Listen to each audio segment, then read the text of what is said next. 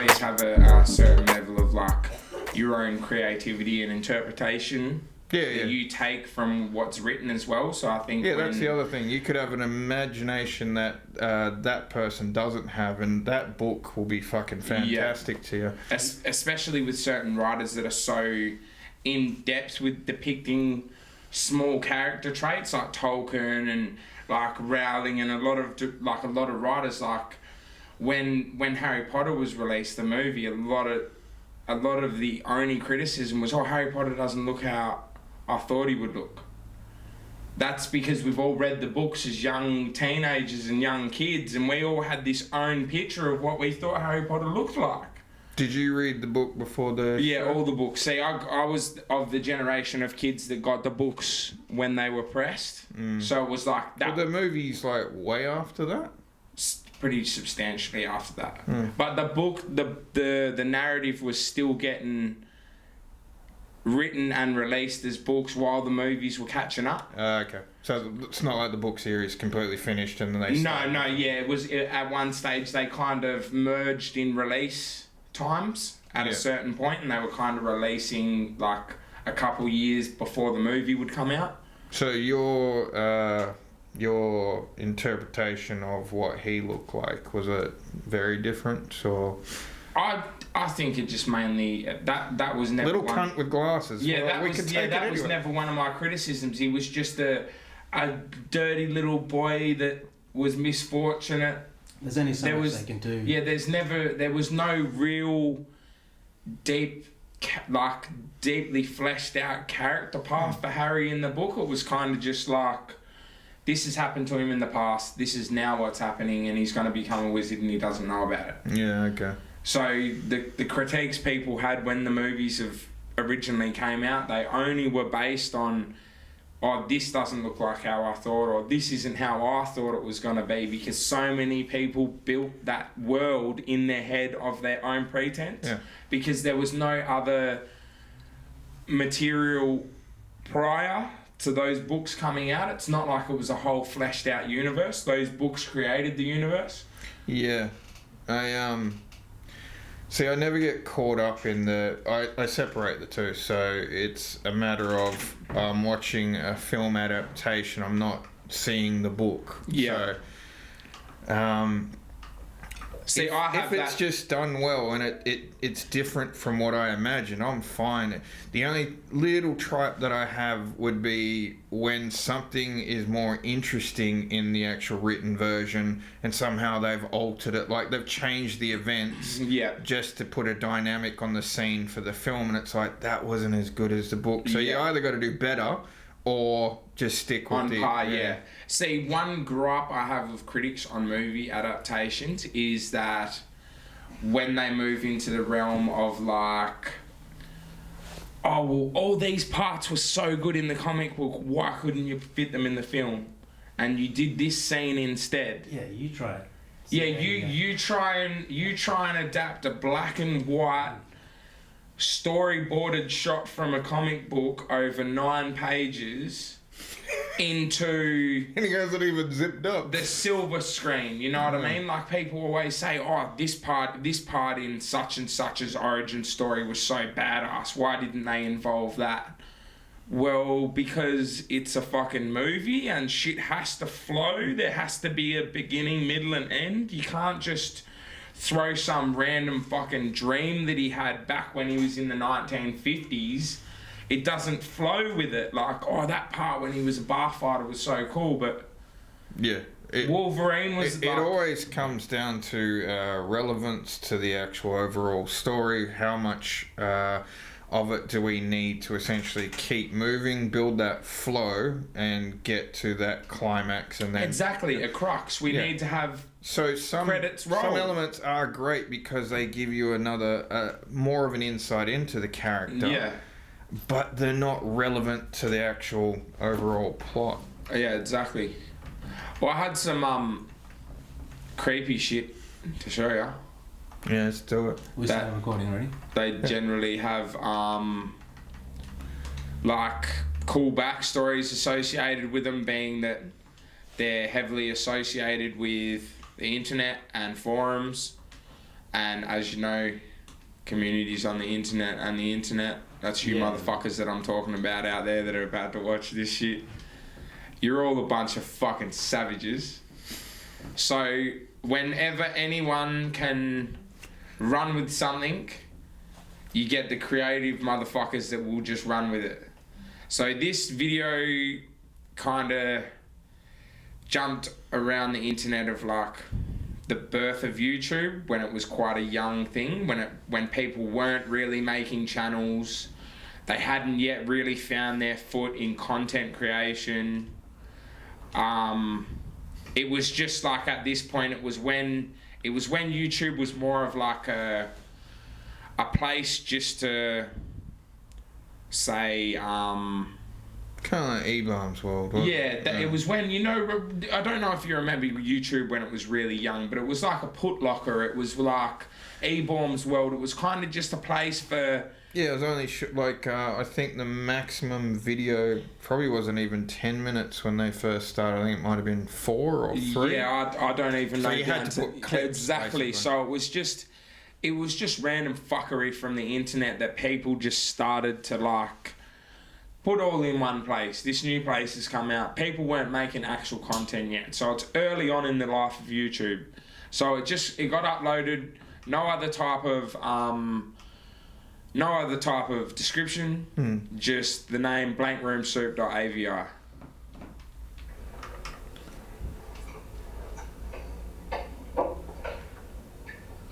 And you guys won't see this shit, but we'll show you.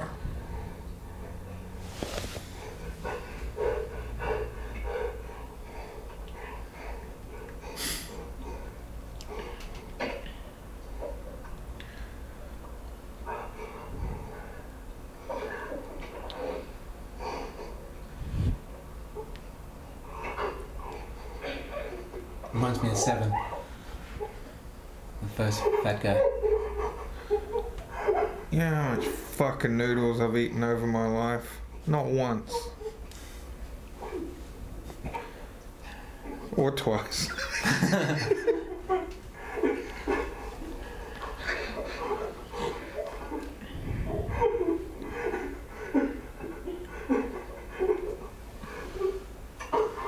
think it's pretty funny. See, that's generally like my standing on that whole video. I generally think it's quite funny. Yeah. But the backstory kind of makes it a little bit more creepy. Yeah, go on.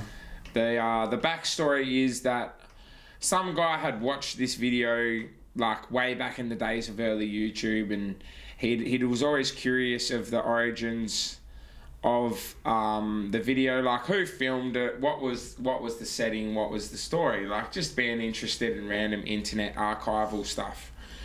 And he dug into like some really old posts on forums, and he came to find out that the characters that are the costumes that these guys are wearing were like a proprietary character that an artist from Japan had made. Yeah. And he had filmed like a bunch of stuff for his own creative, whatever you would call it, like profile or whatever you want to call it. Just created, created random shit just to catalog in one spot. And he had a lot of weird videos with these characters, but he also did stage plays with them. And at one point during the trajectory of him doing this stuff, he found other things that made him money. He couldn't sustain himself on art anymore, so they just went into storage for a long time. And when he went to clean out all these old art stuff and go through all these old archive and stuff just to dig in and see what he could find, he came to find that his costumes and characters were gone. There was a few other things missing that were missing from his storage unit, but the costumes were gone. And he had no idea of the video until this person on the internet that was kind of digging into it contacted him, because he'd found obviously he was the creator of the character. So he contacted him on Twitter, said to him, hey, look, what's the backstory behind your characters? And pretty much that's the rundown. What he gave him was like, look, I had them in storage and they went missing like back in the early 2000s, and I have no idea who had them or where they've gone or where they went. And yeah, that's like pretty much where his information trail stopped.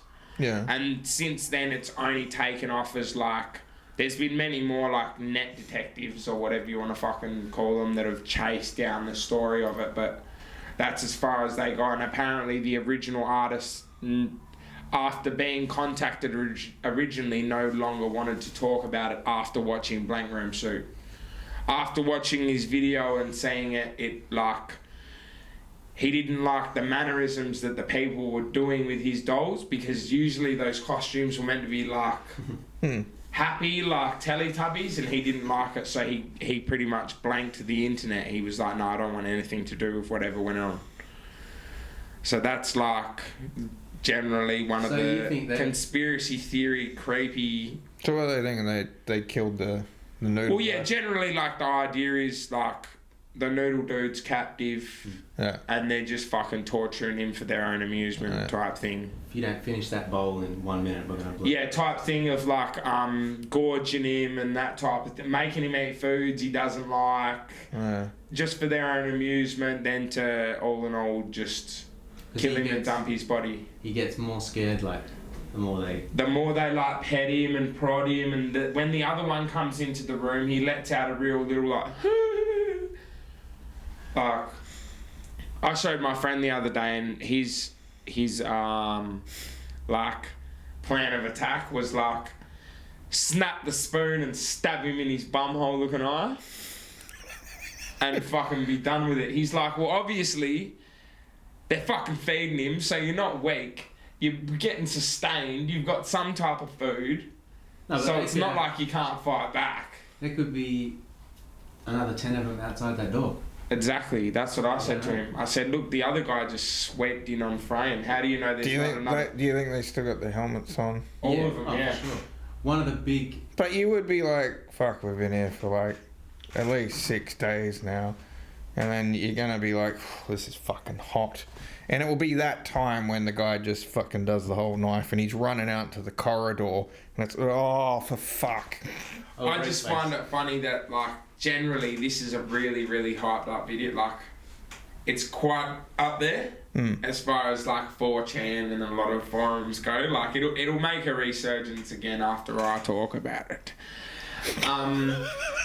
So, like, it's always made, like, a comeback and stuff like that. And everyone always adds on to the story a little bit more every time it goes around. But this is generally, like, what creepypastas or creepypastas, whatever you want to call them, are. They're, like, they're either an image or a video that generally, like, comes along with a little blurb, but they're just posted and left on the internet with no backstory. And then all the fucking conspiracy theorists and all the loopers on the internet just run and there's like there's one forum post where this guy revealed this, and then his account just disappeared. No one's heard from him. So, yeah, I read a few of those. They're always intriguing. Like, and there's a few that are like generally they're, to me, being that, like, I've done a bit of shit on a computer before, I can see that it's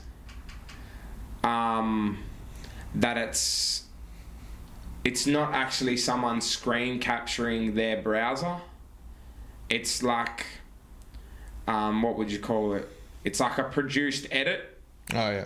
Like they've presented it as if it's a screen capture, but this is another like creepy one that was surrounding the internet. But this is really early YouTube, and this is like Windows 98 days still. Okay. So it's even late in the operating system days. So it was like when creepy things happened on PC, people were really quick and easy to believe them to be real. Yeah, the movie Hackers. I watched that the other day. Yeah, great one. So you actually fly through the computer. Yeah. That's how you get data. Sucks you in through the floppy drive, eh? See, he's giving you instructions.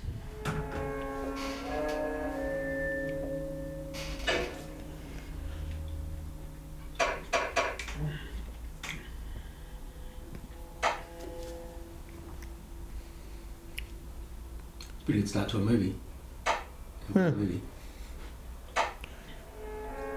See how you can clearly see that it's like a produced edit. But he's like trying to present it as if it's a screen capture. Yeah. Why the fuck don't you turn those sounds off, man? Because he's trying to emphasise the fact he's going to click refresh for the next 9 minutes. Yeah, I know. Yeah, it's building dramatic effect, but I fucking hate that click sound. So you know it's cracking, Ruckus, or there's a camera in your way? No, I can see enough. He forward... It's going to be creepy to them because I'm just going to be looking at the camera the whole time. Just like you say. Yeah, they're just like, what is this? See, so he's put the user in 666 and he's just refreshed a whole bunch of times, and now his browser's started to change. Originally it said user deleted.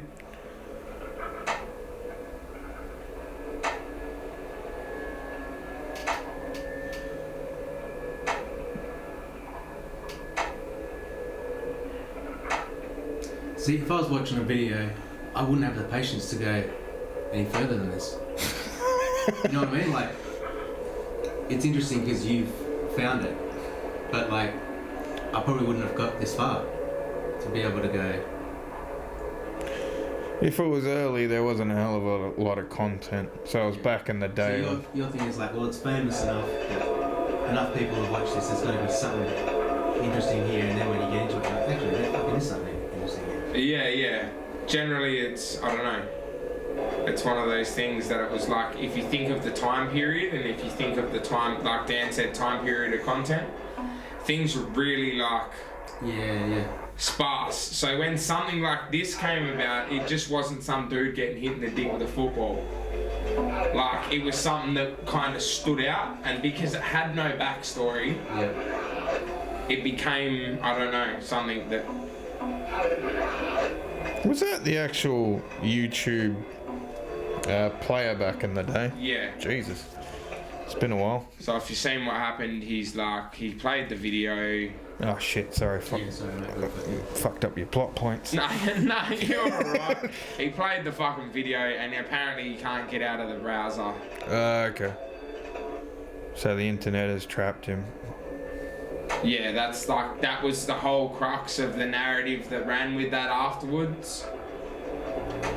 And it can be done. Even now you get fucking taken over by cats. Yeah, but that's just in fucking when you search in the dark web for midget porn and credit card numbers, you fucking creep. That is a deep bloody rabbit hole, I reckon man. if you were in Australia and you had a midget thing, like, you'd have to look pretty hard, don't you reckon? Or is that like a community? There's for sure an unspoken community image. Shout out to all my little people out there.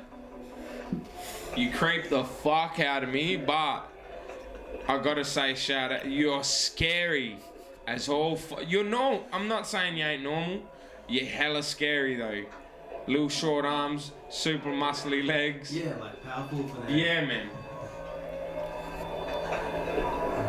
I bet there ain't no midget out there that's got a 6.5 foot like vertical jump. Favourites? Just all sixes? If I do this right, if I do this while we watch this video, you reckon we can summon a fucking demon? Oh, that'll pop. Never stuck with the love. See, he's trying to show. Oh, it's all fucking going nutty. Look. I mean, that is pretty creepy shit. What's on there, but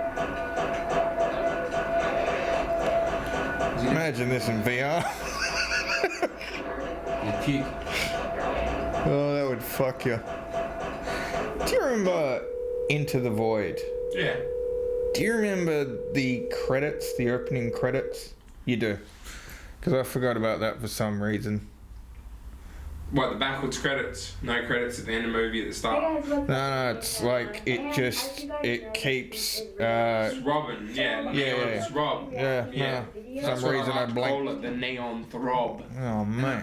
An uncomfortable noise coming through, like not your standard easy listening. I thought it was like leading into a Monty Python gag or something, but it didn't get there. Kept going, eh? Like, I only watched it for the first time recently, and I was just very tempted to just go fuck this movie, but After a while, I found it pretty funny.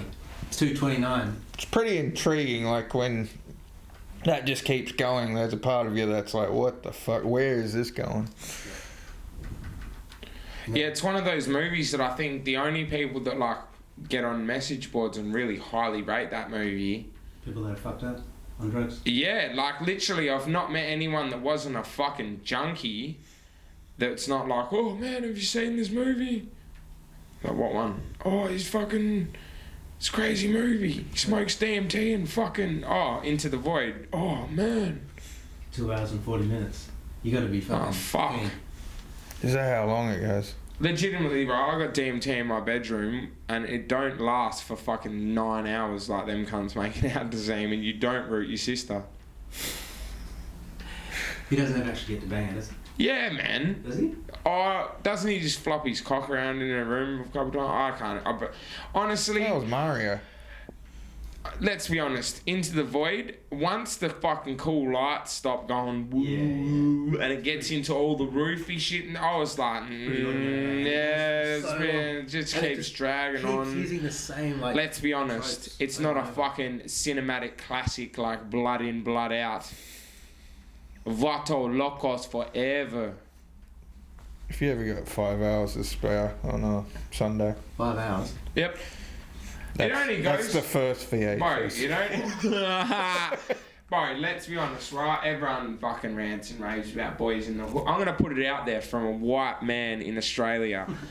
Everyone rants about Boys in the Hood and Menace to Society and da da da da da da da. No, Blood In, Blood Out is the number one greatest street gangster movie that was ever produced, that was ever filmed, and it goes for fucking. If you start watching it at 6 at night after dinner, by 6 the next morning, you're gonna want to be a Mexican gangster. The kid at the beginning of the film He's a kid. actually grows up in the movie. That's how long they took to film this fucking bro, thing. not even And they had joking. to combine, like. Isn't there a movie called Boy that does that? Yeah, but Yeah, I that's haven't fucking seen it. homo, man. That's gay as fuck. That was all like, oh, a movie's got to win a fucking one of them movie awards that they talk about all the time. But legitimately, they chose a faggot of a kid. Mate, Well, they had to take a punt, didn't they? I don't give a fuck. Film me from 10 to fucking 6. There's a fucking movie, mate. 28 years of bulking. What, bro? What do you even fucking mean? Little faggot kid? Oh, he's gonna go to school and just do normal little faggot boy shit. Like fucking gay boy shit. Choose a cool if they'd done a black kid. Well, you know. We could have seen him go all the way to the NBA. You ever seen Don't Be a Menace in South Central or Drinking Your Juice in the Hood? Yeah. No, right. I've seen parts of it. Never watched the whole thing. Oh, It really? seems like it's pretty, too late by the time I got onto it. Like, it's pretty dated. Yeah, it was referencing all the Like a really Boys in the early Hood, parody Menace too. to Society and all If that. you watch those three movies, you probably dig it. And see, they were like my staples when I was a kid. Like, I was a little white wiggy kid that wore like FUBU pants and shit. Oh, yeah. Listen to way too much rap music. Don't even go, oh yeah, as if you didn't have a FUBU jumper gun. I'll even edit it into this clip if you want to play that game. Nah. Or was it a FUBU beanie? Nah. We had our own. I'm older than you, so we had our own. Bro, version, you just had cross FUBU. colours. No, you're not that old. I am, bro. Bro, you're Cross- not from the golden era. Cross colours. I had the whole. Name. Baggage. Bro, cross colours was not a fucking cool thing by the time you would have been wearing it. It was dated What year? by the time you started. He doesn't know, but whatever it is. Oh shit. My bad. Well, let's be honest, like, cross colours became a real controversial thing after that whole fucking, I don't know. This would have been. I don't know. 93? 94? Alright, so let's put it this way. Carl Kanai started popping in like 94. That's when all the white boys were allowed to wear cross colours. Because all the cool black guys had moved on to a different brand by then. That's what's always happening, man. Australia was... No, because when I was wearing FUBU, motherfuckers that were black were wearing We FUBU. didn't- I was keeping up, is what I'm saying. Yeah, we didn't have the internet, so That the only way you keep up is by people you speak to. There was a motherfucker informed. in my school that was actually rocking the MC Hammer, like those Right. fucking chap pants. Yeah, and he was. Look at where he is now, right? He's probably fucking. Probably sewing them. Yeah, let's be honest. He's probably not doing all that well. It's Disco Stew. Yeah, I can't remember. Well, I had What are you hella doing, notes on my phone, and then I realised after I wrote the notes that I'd probably have to film with the phone, so I had 3 good things lined up, and that's it. Well, yeah, that was pretty spun out. I think the first one was... Generally, the idea is just like they're just small little clippets or photos or something, and then they get put on the internet, and the backstory just gets built. And oh, this is the one I was going to show you. This actually happened. I think it was like '84 in Chicago. What kind of... I don't think you guys are really big horror fans, but if anything does kind of stand out, like... Would you have a specific type that works for you, or it's like, yeah, that's mine, See, or you don't give a fuck? Monster horror is not my thing. I watch all monster horror, but like, I think generally I find it funny. So Chucky, that type of thing, possessed dolls, all that type of thing, I find funny. Horror in the sense of like ghosts and poltergeists sometimes creep me out if they're produced well. So like Before you see it. yeah, exactly. Never, like, Exactly. So if it's not one that's been dribble fed or like Paranormal Activity and those type of ones, they were delivered really well. Yeah, the first few were, yeah. They were delivered really well. So those type of ones, if I can find a good one, I like those generally. But my like crux in horror movies is like real life situations. Yeah. So like I just recently Psycho watched killers. like the Rob Zombie 3 from follow Hell. up, 3 from Hell. Yeah. And I think Devil's Rejects is still my favourite, like out of that little trilogy. Of that trilogy, that's the strongest film by far, yeah. But what category do you put that in? Like Real life situational horror. Something that could potentially happen in your everyday life. yeah. I know, like... Nothing supernatural. No type of supernatural horror generally makes The hillbilly stereotype, like that's being explored just from... I'm guessing it's from the city perspective, so that's going to be your biggest audience. So what would scare the shit out of them? Oh, these country bumpkins, and they're, you know, they could be that wild or that incestuous or whatever. So they build on that bullshit feel, which is generally a stereotype. Not to say that certain shit hasn't happened even in this outback, but I think that's it's building on that fear. But you'd probably get more fucking killings in I your just recently metropolitan. heard the other day. I was speaking to I was just speaking to a mate the other day, and I didn't know that, you know, like the whole Wolf Creek dude. Yeah. You know how like obviously that follows generally on with what you're saying, because that's our redneck. Generally, like it'd be much more effective if you were surrounded by what's in it. Exactly, yeah. So for instance, our, like, what would you call it, like our counterpart to say a Texas Chainsaw Massacre is the Wolf Creek guy. Oh, without like a doubt. a farmer, some dude that's a bit loopy, stays in his own. Yeah. Generally, like... Yeah, I think the idea of that, I mean, the action is a bit 50-50. There's some bits where it's like, oh man, well, especially where she could have polished him off. Yeah. In Wolf Creek. I'm just like, Yeah. just finish him while he's down. It's so annoying, and then the rest of the movie's just like, Yeah.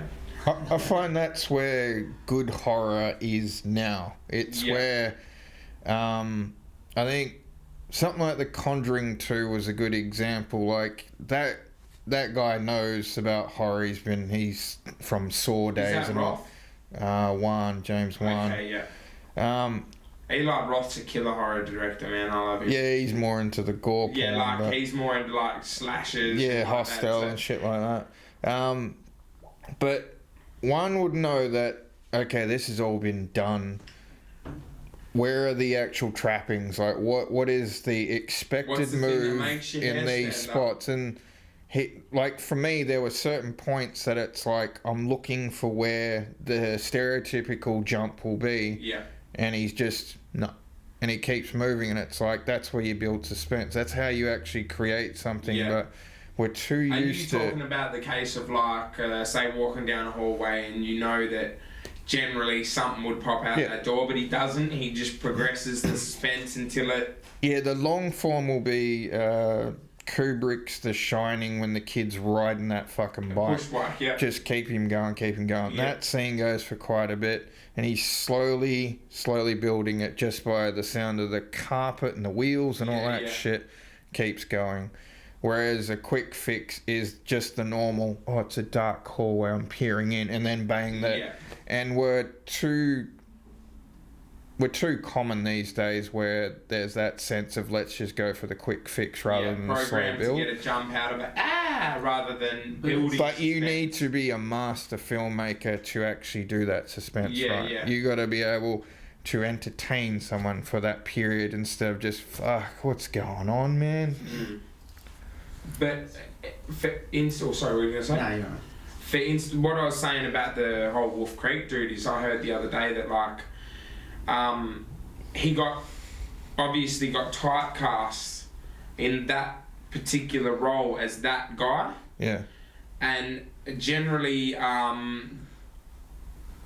he just couldn't go anywhere with it. He couldn't go anywhere with that type of role. Or was it his wife that was that the dude that his wife divorced him after that film? Yeah, that was the whole thing, because he couldn't go anywhere with it. It was just that kind That's of sticking the landing as an actor. Yeah, that kind of encompassed him completely with everything. So he kind of used that as trying to go on like a promotional run as the Wolf Creek guy at pubs and so on and so forth.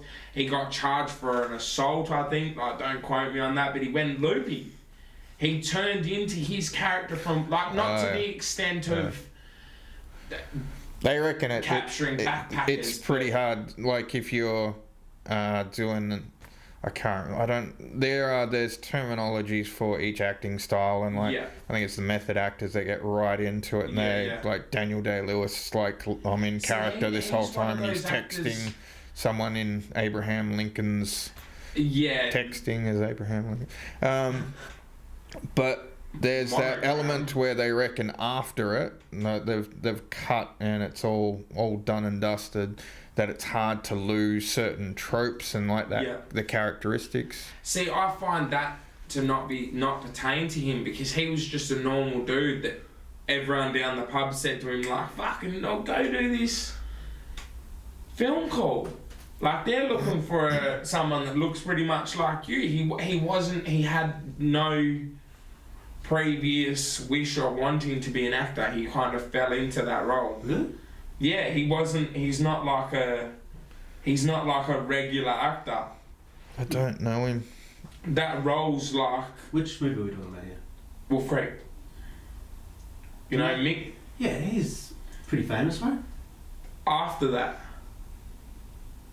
Yeah, but for a decent amount of years. It wasn't like that movie, then crazy within 6 months. No, that's not what I mean. It's like he did movies within like the year and a half after Wolf Creek. Okay. But he's got a pretty short career. But generally always in his typecast. Probably because he did Wolf Creek too. He was always written as like the real ochre Aussie like dude that goes a bit loopy. Seems familiar, but maybe it's just from that. I don't know. And it's like, he didn't generally have that good of a run. But I think as well that stuff kind of makes it more scary for Australians, because we're such a small continent Well, on our own, and we've had people like Ivan Milat. We have had substantial killers. Yeah, from our knowledge base, which is just selective for this nation. Exactly. Like there's a reality there, so it's like when you see Wolf Creek, you're like, we know what they're talking about right off the bat. But I think there's an element of, it was great at the time, and it probably still is to the rest of the world doesn't know fuck all about Australian, like the real Australian culture, so they actually think they're all fucking, bush and kangaroos are out the back or whatever. So that was a great tactic. It's like, well, let's just actually build that stereotype into a fucking monster. Exactly. And then you're watching it as a foreigner, and I'm guessing most of them were like, oh, that's actually what Aussies could be. They're all fucking convicts, you know? Yeah. Generally, though, it didn't cut down the amount of backpackers that come here, so that's all good. We still got heaps to murder. That sounds like a sign of a decent movie, though, if it's doing that. Yeah, no, I think the first one was solid, like, for what it was doing, like it was. This is the other little thing I had reference to show you. This happened in 87. It has a little blurb at the start to tell you what's going on, so I don't have to explain it.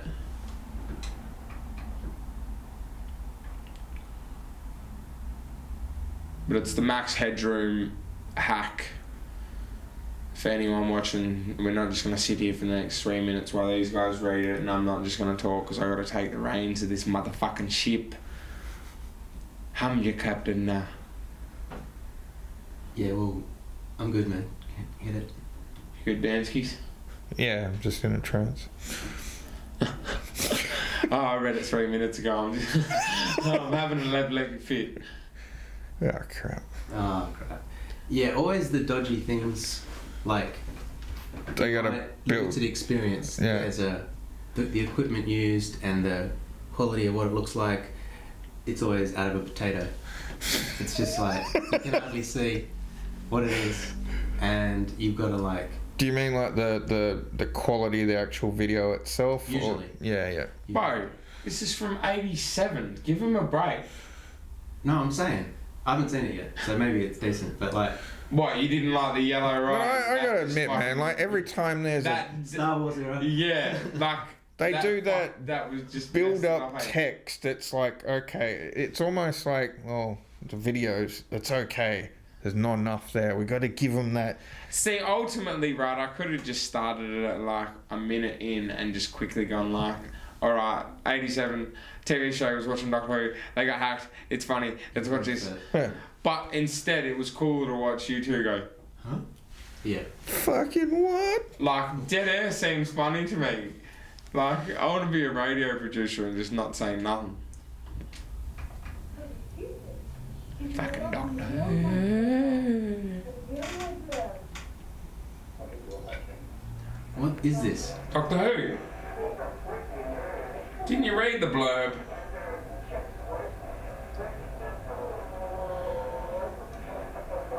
Guess not. Midway through Doctor Who at like 6 o'clock at night on fucking January the 2nd or some shit, on Chicago television, people were at home enjoying their consumption of Doctor Who. Just good, clean fun, you know what I mean? Just having a bit of Doctor Who-vism. So how was this footage taken? Bro. I don't know. No, well, what's your guess? Like... probably a tape recorded at the news station, because obviously they've got to run Doctor Who at the station, and if someone hacked their televised, they obviously re-record the televised or what they've televised. Or you could eject the tape. Like it's all pre-recorded, so therefore if you had access to that, you know, whatever the fuck that tape is. And you might have just put it in thinking like, got the studio to myself, no one's watching Doctor Who anymore, and then you record. Well, that's the thing, this is one that's not like an internet troll. Yeah. This is one that actually... like, pre-internet. This is pre-internet. This shut down Chicago. Like, this was something that actually happened that was really creepy. So did it make the news or not? What do you mean did it make the news? Like this is their TV show playing Doctor Who. So then they would get shitloads of people ringing up and people ringing up and complaining that Doctor Who's fucked up. So literally they send police down to the news station. They surround the news station with police because in their mind the person that hacks it has to be inside the news station. It's 1987 technology. Does he demand anything? It's not a hostage situation. Like all it is just. It seems just excessive to like surround the thing. It's like the fucking janitor. Like he's not back at his broom. Well, the crux of that is they didn't find who did it. No one came out with tapes. No one came out with equipment. No one came out with transmission receivers or radio towers or anything like that. Yeah. So like they come to a conclusion that the only people that could have done it would have either A, been inside the building, and then they ruled that possibility out, and then either B, the possibility was that they had someone that was a programmer for the live show, or not the live show, but for the channel, and they just had extensive knowledge of radio receivers and transmitters at that time. But it's still quite early to be able to build your own radio transmitter to be able to send a signal to a... That's what hackers do. Yeah, but... Get ahead of the curve and... Yeah, generally though, like... Maybe it's the first... Being ahead of the curve is one thing, but then having a 95-foot radio transmitter on the roof of anywhere in the Chicago area within 9 kilometers to be able to transmit your signal. Like, mathematically, it's not possible to be within the range of the radio studio and not have 100-foot structure above. Didn't they always house. roll around those big vans with the fucking thing on the top? Well, that's also a possibility. Someone brought that up. They reckon that it could have just been sent from a van within the area. But how do they know that was live? Like, obviously we haven't watched much of it, so... What do you mean live? Like the actual... Oh no, the hack is pre-recorded. Yeah. The hack is definitely pre-recorded. But they inserted their pre-recorded video in the middle of a premiere recording of Doctor Who. Yeah. But Doctor Who isn't live, right? Exactly. So they have that playing at the studio. Like, I don't understand the whole rush to the studio if they could have just, we've copied that in there 2 weeks ago. This is going live. Okay, so what you're saying is the original tape was... Yeah. It already had that piece in it. Yeah. It's like when they played Balls and All back in Channel 31 days. We'd record it, they'd submit it, and then it's all queued into this is what's being programmed that night. So all you'd need to do is get access to that master tape, put your shit in there, and then But the tape's an original. Like, the original tape that played was just Doctor Who.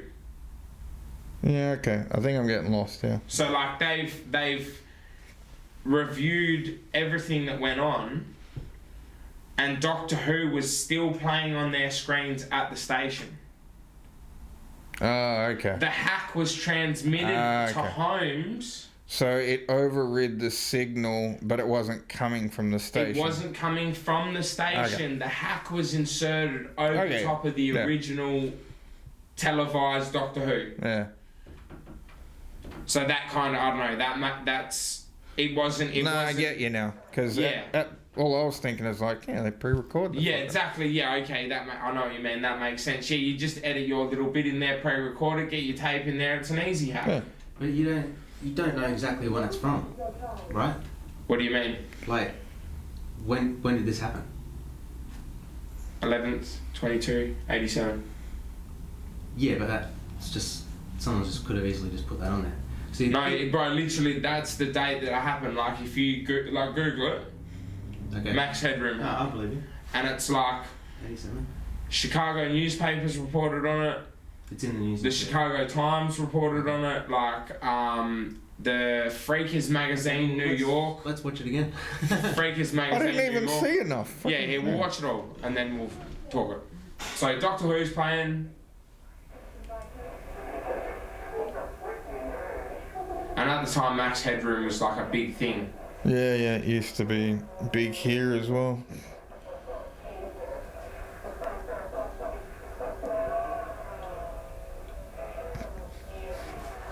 Love the tin in the background.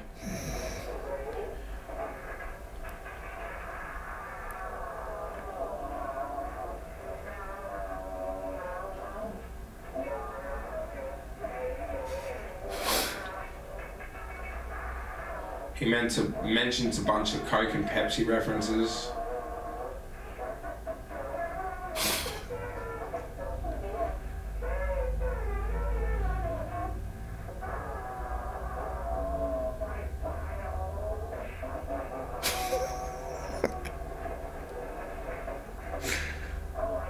Do you think it's creepier with the mask or if they actually... I'd probably look pretty average. I think there's something about having your face covered where like... Yeah, it's left to the imagination. Yeah. Like, yeah.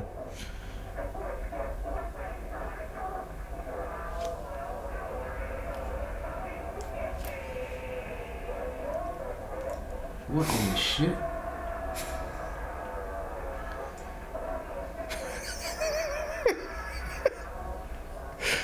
Fuck, we can put anything out on the air on the 11th of the 22nd, 1987. What are we going to do? Just grab the fly swatter, I got an idea. And then it just goes back to Doctor Who. That's cool.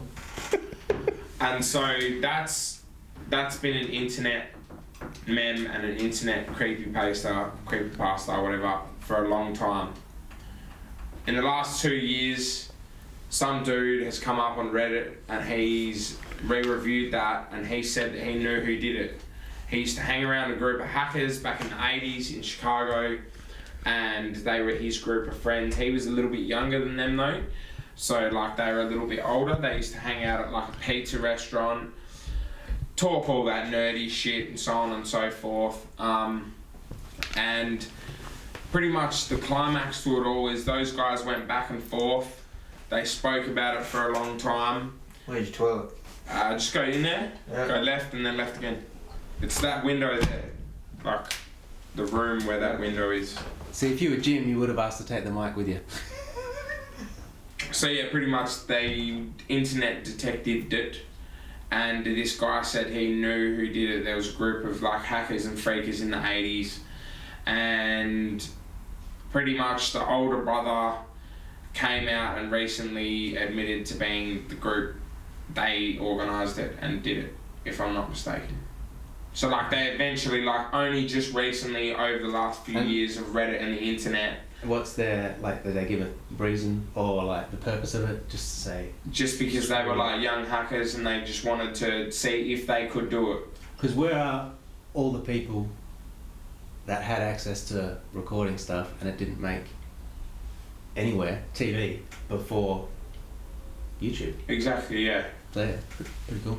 And see, that was only one part of their whole hack, because it's like you needed to be quite on your game with camera technology and being able to film your own content, because cameras were huge at that time.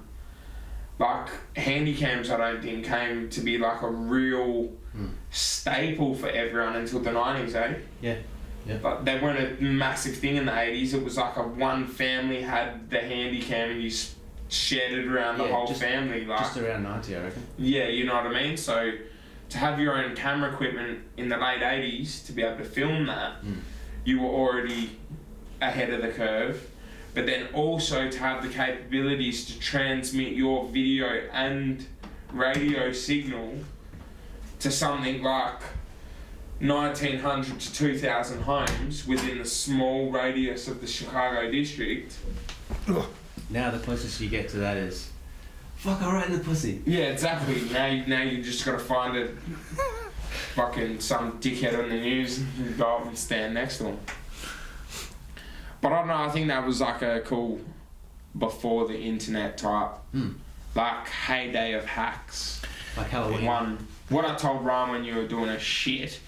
Quick shit. I don't even know if you were doing a shit because that was a quick shit. But I was just telling him that like over all these years, no one's really known who did that or whatever. But recently, through Reddit and like internet detectives, they actually found out who did it, and the dudes admitted to doing it. And like they were just like, oh, we did it just 'cause we kind of could. Well, that's half the mystery. Like the actual resolve is fucking boring. It's like, yeah, it's just But whatever. I think at the time, don't quote me on it, but I think at the time with the FCC, if you hacked or hijacked a commercially paid for radio and television frequency, if you hacked their towers, the FCC would essentially like sue you for $250,000 in the 80s. So like the charge that was associated with their hack was also quite a significant thing. Yeah. So like that's why there was such a I don't know what you call fuss about it. Yeah, it's a fucking humdinger or whatever you want to call it. There was such a big fuss about it is because there was such a large federal amount associated with it. And generally they were just young hackers, young kids that just wanted to do it because they fucking wanted to see if they could. Half of it's just like, this is what we can do. Like, getting past it all. Hacking. But I've been watching Creep Show as well. That's pretty cool. It's like a revamp. Like, you're not a big horror fan at all, are you? Not really, man. I mean, I don't really class Wolf Creek as a horror. What do you call that? Slasher film, yeah. Yeah, I struggle. Like Dylan said, anything sort of supernatural, I'm gonna struggle with. Is it I think the execution of the film, or that there's just that element where you can't suspend belief that fucking far? it's always feels like it's either well done, and once you see the thing, whatever the thing is, then it's not scary anymore. Like, say Blair Witch, for like 5 seconds, if you thought it was real, it might be scary. Yeah. But I don't know. It's hard to explain, but I guess Literally, bro, I watched that movie when I was like 13. Yeah. I shut my asshole for the whole movie until the end bit where the bitch is just like at the fireplace. And I'm like looking around my mates' older brothers and stuff, and they're all like, yeah, this is badass. And I'm like, I think that's part of it. Man. Have you really got to be fucking kidding off me? That was the first of those found footage horrors, and then like... Yeah, what would you call them? Would you call those like... I'd call that like a spoof horror, eh? Well, it was clever. They make you believe you're meant to be It scared. actually works on a few different elements, like the fact they adopted like a documentary style, just through us knowing the language of film, because we've grown up with it and we got a history of it. Uncharted territory at that time, wasn't it? It was Because like documentary, as soon as you see certain tropes, you actually, like, a part of you will click and say, Real. oh, I think this is real. Yeah. Even when you know it, like, even this is just mockumentaries, they have a tendency to like, just like you say, certain tropes make you think, even though he's pulling the piss, real. There's certain mockumentaries that they just ramp up the ridiculous. Like, they start it very, like, you know, Generally,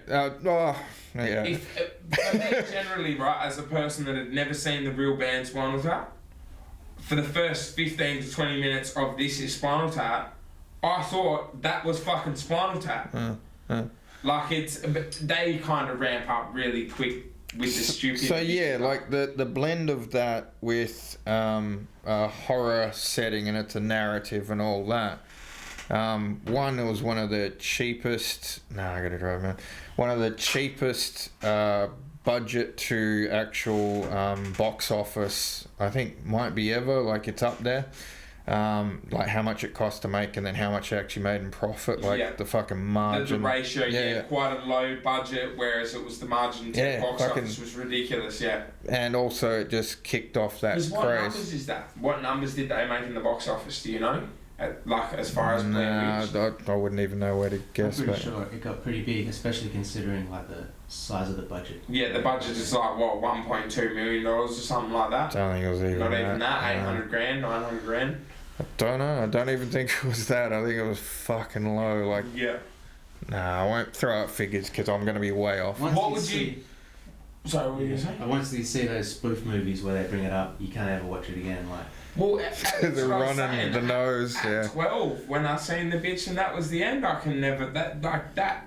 It's like, I don't know, Blair Witch was like the heroine of found footage films. It just burned that bit out of my brain, so now it can never get me again. Yeah. Like, it can never get me with that trick again in horror. Yeah, that's the biggest problem, because if you're looking at it as a trick, it's all just, this is just here to fool me. Exactly. So it's harder to let down that guard, to just essentially say, all right, I'm going to let it do its thing, and then maybe I'll suspend my belief for that long that it's like, okay, I'm there for it, and then it's like, okay, it's just a fucking film. That's what I find hard with the supernatural element. Yeah. A lot of people just like, I can't fucking do it, it's all bullshit. And it's like, fair enough, but for me, I actually look at the film as well, and I'm like, yeah, no, that was pretty impressive. Yeah, see, I don't know, I throw execution in there somewhere, but generally, like, I don't know, generally, if I'm not fucking scared, I'm not scared. Yeah. But I think it also comes down to just being a complete scumbag, so generally, like, there's not really that much that scares me, but I think the execution of Three from Hell was really good. Yeah, I was hoping it was going to go a bit Scarface in the end, but yeah. Yeah, I think, I don't know, generally I took it as that was him ending that narrative, and that kind of... Like with Spalding being killed off early with the lethal injection and stuff like that. Yeah. I don't know, generally I think that was his way of kind of tying it into like a bloody ending. It could, like you said, it could have had a whole Scarface shootout ending, but I don't know. I think I like those characters, so I like the execution. Yeah. It wasn't as visceral and raw as like Devil's Rejects was though. No. And that's the only one of his I've seen, and I'm pretty hesitant to watch anymore. Yeah, because that can be quite brutal if you don't. Or just wasn't your thing, like. I don't know, man. It's like you said, if they might be decent characters, but if you can't buy into it as if you can't relate to the setting or anything like that, it's if you feel like you could never meet that person. Yep.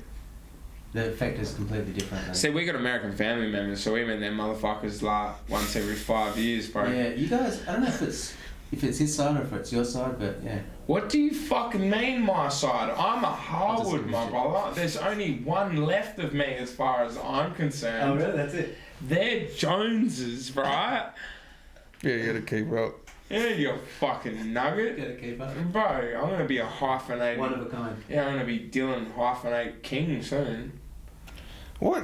I've never looked it up. Keeping up with the Joneses. I know it's like keeping pace, like don't fall behind kind of thing. I could even be getting that wrong. I just don't know the origins to it. Was it like the Joneses were just continually fucking, and it's like, come on, keep up with the Joneses? No, I think generally it's like Joneses are like used as like the larger population. Yeah, that's what I mean. Like they just kept expanding, so therefore... When they say like keeping up the Joneses, they just mean like every other motherfucker in the street. Like if they buy a new car, you buy a new car. If they get new shoes, you get new shoes. Yeah, they just use it. The Joneses meaning general larger population than yourself. I think you just explained your joke. You ruined it. Fuck. You know what he did? You're not meant to deconstruct it. You motherfuckers over here boxing the box. Look at me, I'm all like... See, I got the guard. Oh, you got the... I got the 70s. See, I don't understand how the get through. Loudest motherfucker in the room doesn't get a pop filter. Yeah, we should change our setup. The most powerful mic. If you go, Bernie talks the quietest, so he gets the loudest mic. You can make up for several decibels with your natural flow. Like I've said previously, it's not my fault that I was destined to slay vagina and be famous. Greatness. Not only can I project this voice, I can project this dick, dude. What do you reckon, like, that fortune teller, like, how much business What, she... my fortune teller? No, the one that just gives that same fucking, you're gonna slay Gina. Yeah. What, that fortune teller, you mean, that just poked her head out? No, but you leave and the next one, you're gonna slay... What's that? It's like a Simpsons joke. Yeah. Do you come with the car? Yeah. That one? No, they're, fuck. I think, oh, you're gonna die a terrible, terrible death. Yeah. Oh, sorry, that was the last colour.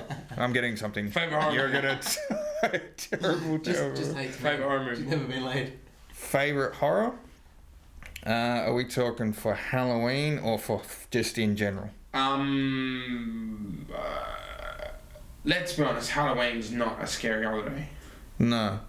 But the best movie, if you want to get into Halloween, I'd say is Trick or Treat. Trick or treat, yeah. Or No, trick, it's just, there is a Trick or Treat, but there's also a Trick or Treat. So I'm guessing they're like, well, there's already one taken. Fuck, who would have thought? But yeah, it's like I think 4 films that are all kind of interconnected. But I think that's great for Halloween. But overall, I'd probably have to go back to The Thing, like 1982's version The of it. original? Yeah, fucking love it. What about you? Yeah, that's pretty solid couple of choices. Although I don't think I've seen Don't much of it. coattail a fucking old movie buff over It's my here. thinking time. Yeah, so I like those, but I don't know, man. I can't get down. I think the Wolf Creek, you said. Alright, there's only one right answer. I'll give you a pass on this one. There's only one right answer for this question. This is your substitute favourite horror movie question. Favourite horror orientated basketball player. There's only one right answer. Horror. He's just a complete horror show of a man. I fucking love you though. Charles Barkley. Just because he's got a bit of the old fucking HIV up in him or what? Is that HIV? Has he got It's AIDS? Magic Johnson. Oh. That's how you remember Magic Johnson? Oh shit. It's still donging. He's fucking. Hopefully it's not crazy like Jim's farts and it just too bad. What? Burst my headphones so I can't even play Xbox on the Raw motherfuckers headphones. anymore. Nearly gave Zanzara a heart attack. Was legit. Alright, so you still gonna answer your. There's only one right answer. You're thinking the guy from Jordan Unless days, aren't Shaq was you? in a ghost movie, then probably. Nah, he was in that fucking. Shazam. Shazam, yeah. That don't count though. I'm talking about. He wasn't in a. Remember Blue Chips? Well, the right answer is Dennis Rodman. Yeah, that's who I was thinking. Yeah, that was in my line of thinking. But General vocab. I haven't seen him in anything where he's. No, I didn't say NBA player that was in a horror movie. Well, what's his? I said just no. He's fucking life. Is a horror movie. Yeah. I don't know. He's kind of just done what he wants, Some though. guy's He's like, dream, yeah. What has he done? He's done cocaine, Yeah, but look, women. I love you, bro. Roddy, I love you, bro. I'm about to get motherfucking whore. The worm. He's a fucking useless junkie, bro. The cunt can't give up alcohol. He's one of the greatest celebrities to have ever touched a rock and fucking hit the hoop, and now he can't have any back-end career because he's a little purple-haired bitch hitting the bottle. Literally, like he's legit broke now. No money, can't get off alcohol. Like literally to see his trajectory in career to go from being like the worm. It's a good lesson, man. It's like Literally, it is the trajectory of like a failed NBA player. I love to see Dennis Rodman at the moment now clawing back, coming back. He's making a lot of appearances on a lot of good things. He did Adam 22. He's done a lot of he's done Rap Radar. He's done a lot of things. It's really good, man. I did say to you, watch the Dennis Rodman, Adam 20. Like that shit is fucking because he opens it all up on the table. Like he says, he goes like. There aren't many people where they could literally just describe their life over the last however many years, Yeah. and it's a book. Exactly. Like, Denny Rodman got novels, man, and like literally, he's one of the there was no basketballer at that time that decided they're telling us to wear these socks, these shorts, these shoes, this jersey, this haircut. I'm gonna go so far off the scale of things that I'll pay the fine every game. There weren't players making that visual. He had one good thing, and that's that addictive personality. He liked working hard. That's the thing. He even says it in the Adam 22 interview. He says, "My one thing was I want to win." Dennis Rodman's thing was, "I don't give a fuck about team politics. Yeah. I don't care." Because when he talked about being at the Suns, and was it the Suns? Tested drugs as long. Is it the Suns? Was he at the Suns for a while? Bulls, Spurs. Don't know if he went anywhere else. Before the Bulls. I don't know. I don't know. Was it Detroit? Pistons, yeah. Pistons. Oh yeah, because that was. Now I'm boxing this bitch. Yeah, when he was with the Pistons, he talked about because they mentioned Dennis Rodman one time made a statement and said that I think it was maybe the 86 team of the Pistons would have all had sex with each other. He's a guy, right, that he would have said, Madonna would have said to him, "Hey, Dennis, I gotta go home. I've had enough." Literally, he even talks about that in the interview when she said to him at one stage, "I'll give you $250,000 to impregnate me." Yep. That only came out recently, didn't it? Or did On he? the Adam 22 interview, he goes, there might be an NDA still in place or something, but fuck it. He goes, "I'll talk about it." He goes, "Yeah." He goes, "I'll even tell you where her apartment still is." Like, I'm not lying. He goes, "These aren't lies." Because people at the moment are trying to, like, I don't know, downplay Rodman because he's a pisshead. They're kind of like, "Oh, your stories are bullshit." Yeah. But, like... That's because they've probably worried he's got shit on He's got dirt. He's got dirt on it. That is the thing. since- He's got dirt on everyone. So they're trying to downplay his stories because he's hit the bottle. There's a lot of prominent, famous people that don't want Dennis Rodman to be where Dennis Rodman should be because he's that type of person. He is a full disclosure type of person. Like, look, I used to dress up in a little sparkly like tube top and go hang out with transvestites because they have more fun. Yeah, the little bits I do know about the guy, it just sounds like he just, fuck it, this is how I'm... Literally. This is how I'm doing it. What I'm doing. Yeah, I'm doing whatever I want. But you're saying that hasn't done very well for him lately. Well, Exactly. just starting to turn around. It's starting to turn around now. That's the thing. He's starting to make his trajectory, I think, back up from rock bottom. Like, he's had a lot of things. He's struggled with alcohol for a long time, and to see someone so prominent in NBA and then to transition into the movie world, because he wasn't an actor, but people in Hollywood know who Dennis Rodman were just by the bitches he was fucking. The dude played basketball. People in Hollywood don't care about basketballers, but he's out there fucking supermodels and actors and whatever. So Hollywood took note of that guy, and it's good to see his trajectory come back. Yeah, I mean, he helped it a bit with dressing like a chick. All that shit, the fingernails, like, even to this day, you see on that interview, if you watch it at one stage with Adam 22, he says, like, he still paints his fingernails. He's still peculiar. He's a peculiar person to begin with. And he just ran with that. Yeah. But yeah, anyway, that's your right answer. When you add drugs, you never... Yeah, he doesn't talk too much about that. I think, honestly, Roddy's problem's always been alcohol. He's dabbled heavily with drugs at like certain points of his life, but I think generally the monkey that's always been on his back and has always made him make bad decisions was alcohol. Yeah. And I don't like that people polarise drugs as the one that's always a career ruiner, because a lot of people ruin their careers off the backs of alcohol, but it never gets polarised as like, no, it wasn't the drugs and the rock star lifestyle, it was because I was a pisshead. Yeah. Vince Neil, there's so many artists that have eventually come out and said, nah, like, it was alcohol that was my true downfall. Yeah, I did drugs, yeah, I did women, but... Such a slow death. Exactly, yeah, slow death, slow trajectory of fucking... Yeah, had some hectic things. He also killed the singer of bloody Tokyo's Burning. Don't know about that. Was pissed up in his Porsche and he was going to go to the bottle shop and the dude was in from Britain and he was like, oh, I'll come for a drive with you in your new Porsche. I've never been in a Porsche before. And he's fucking like doing 200-300 kilometres down wherever it is, Los Angeles. The windy. No, not even the windy. It's like just boulevard, like something boulevard, Sunset Boulevard. Oh, yeah. Just going down Sunset Boulevard but fucking moving, you know what I mean? Close to the windy. Yeah, pretty close to the windy. It's I on the way think to the the windy's in San Francisco though. Different town. No, is that coastal? That like. Oh, the coastal Yeah, windy. that's. I'm thinking about the corkscrew windy right in the Fuck, town. we got our windies winding You know up. the windy? It's like...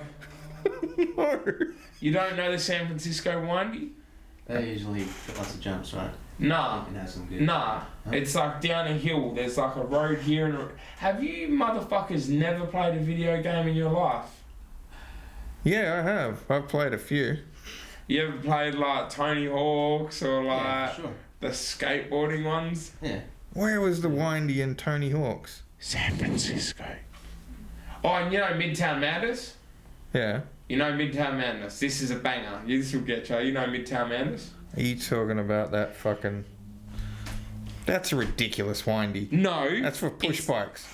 And it's still a fucking windy, and it's the one that I had in my head. And you know what I'm talking... I just dropped the Midtown Madness motherfucking knowledge bomb on you. How many of you old bitches know Midtown Madness? But how are you going to get up speed? You got to turn in 2 seconds. Yeah, but it's... Oh, the old, handbrake. Yeah. Yeah. It's more of a slalom drift. It's not a speed precision drift. Nah.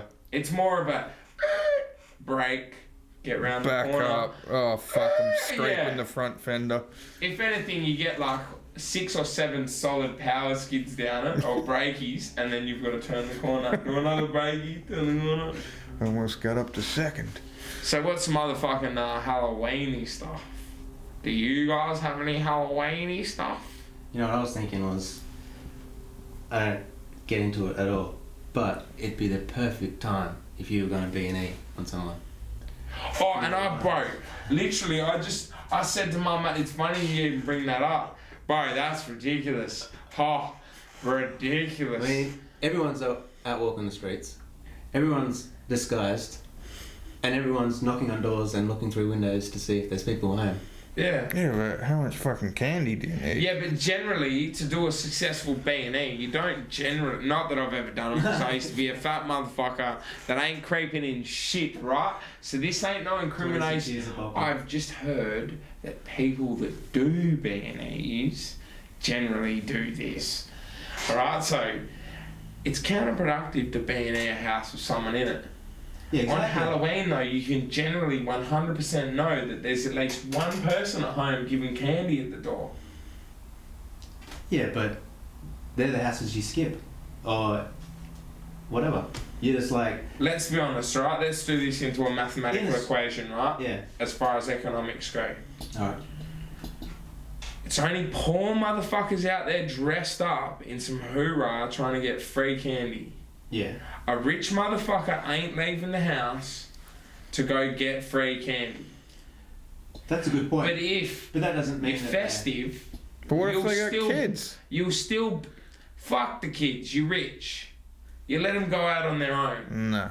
Yeah. They want it. They've seen You the live fucking... in a... That's what I mean, though. You live in a rich neighbourhood. They can wander the streets. It's only parents in Belmont walking their kids house to house. They'll keep kids get the fucking cream. Yeah, Australia's different than America. It's way more of a thing. Yeah, so that's the thing, right? I think your theory of Halloween B&Es would be a perfect American thing. Shout out to all my fucking American robbers. Yeah, I'm not saying the robbing is a good thing, but I think it's pretty funny. No, that's a perfect idea. Full on rob Halloween houses this year and send me half of whatever you get.